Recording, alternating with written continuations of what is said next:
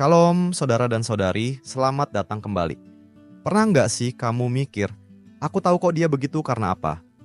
Tapi, gimana kalau kamu salah? Amsal hari ini menantang kita untuk berhenti merasa seolah-olah kita tahu isi hati orang lain. Faktanya, hanya Tuhan yang tahu. Sebelum kita masuk lebih dalam, mari kita mulai dengan membaca firman Tuhan. Amsal pasal 16 ayat 2. Segala jalan orang adalah bersih menurut pandangannya sendiri, tetapi Tuhanlah yang menguji hati. Jangan menuduh motif orang. Artinya, meskipun seseorang merasa yakin bahwa niatnya benar, hanya Tuhan yang bisa menilai maksud hatinya yang terdalam. Dan kalau itu berlaku buat kita, itu juga berlaku buat orang lain. Jadi, kenapa kita sering bertindak seolah-olah kita tahu niat hati orang?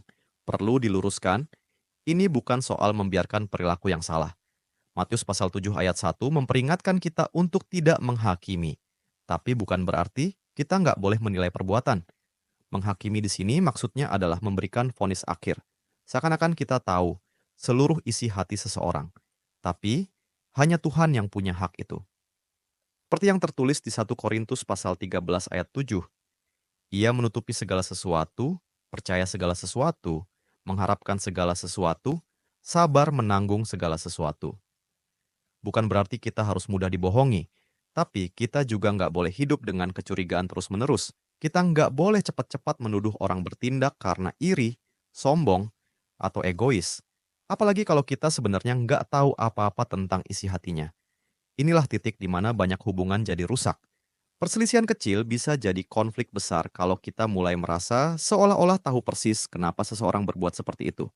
Padahal, Roma pasal 2 ayat 16 bilang, hanya Tuhan yang akan menghakimi segala hal yang tersembunyi dalam hati manusia.